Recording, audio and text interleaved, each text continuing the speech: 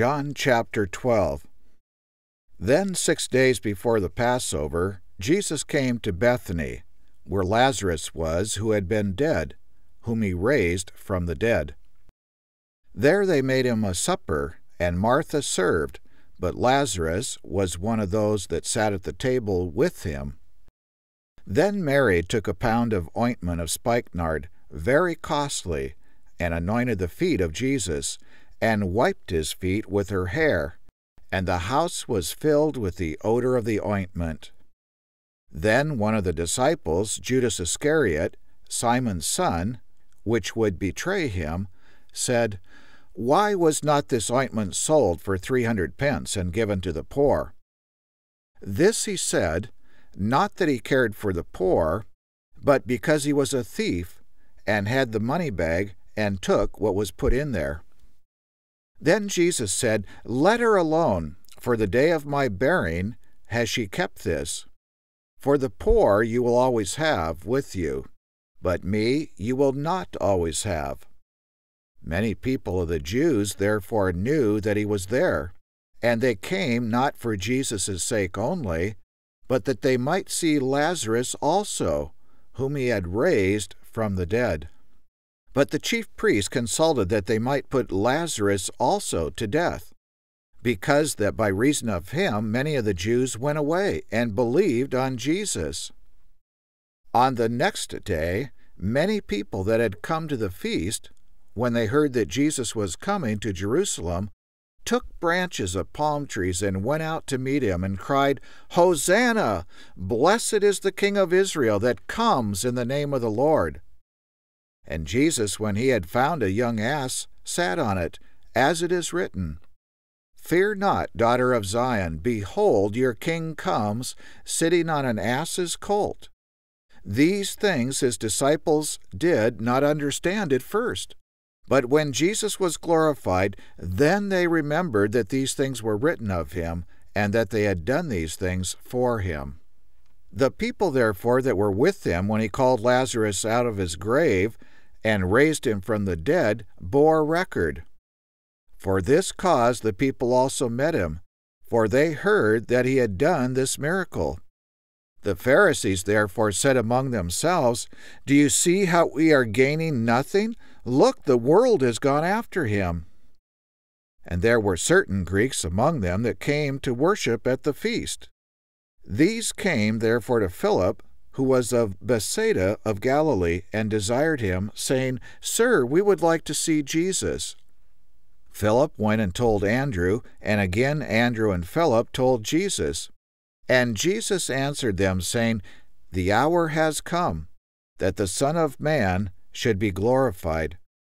Truly, truly, I say to you, except a corn of wheat fall into the ground and die, it abides alone.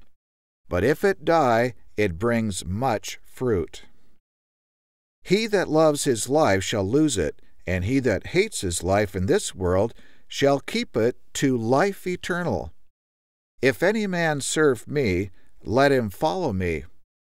And where I am, there shall also my servant be. If any man serve me, him will my Father honor. Now my soul is troubled, and what shall I say? Father, save me from this hour? But for this cause I came to this hour. Father, glorify your name." Then there came a voice from heaven saying, "I have both glorified it and will glorify it again." The people therefore that stood by and heard it said that it thundered. Others said, "An angel spoke to him." Jesus answered and said, "This voice came not because of me, but for your sakes. Now is the judgment of this world. Now shall the prince of this world be cast out. And I, if I am lifted up from the earth, will draw all men to me." This he said, signifying what death he should die. The people answered him, "We have heard out of the law that Christ abides forever. And how is it you say, the Son of Man must be lifted up? Who is this Son of Man?" Then Jesus said to them, Yet a little while is the light with you.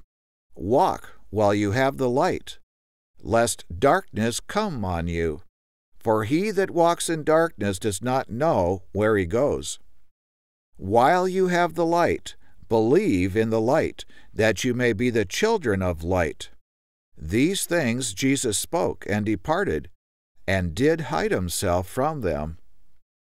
But though he had done so many miracles before them, yet they did not believe on him, that the saying of Isaiah the prophet might be fulfilled, which he spoke, Lord, who has believed our report? And to whom has the arm of the Lord been revealed? Therefore they could not believe, because that Isaiah said again, He has blinded their eyes and hardened their heart, that they should not see with their eyes or understand with their heart, and be converted, and I would heal them. These things Isaiah said when he saw his glory and spoke of him. Nevertheless, among the chief rulers also many believed on him, but because of the Pharisees they did not confess him, lest they should be put out of the synagogue, for they loved the praise of men more than the praise of God. Jesus cried again and said, He that believes on me believes not on me, but on him that sent me. And he that sees me sees him that sent me. I have come as light into the world, that whoever believes on me should not abide in darkness. And if any man hears my words and believe not, I judge him not. For I came not to judge the world, but to save. And if any man hear my words and believe not, I judge him not, for I came not to judge the world, but to save the world. He that rejects me and receives not my words has one that judges him. The word that I have spoken, the same shall judge him in the last day. For I have not spoken of myself, but the Father which sent me, he gave me a commandment, what I should say, and what I should speak. And I know that his commandment is life everlasting. Whatever I speak, therefore, even as the Father said to me, so I speak.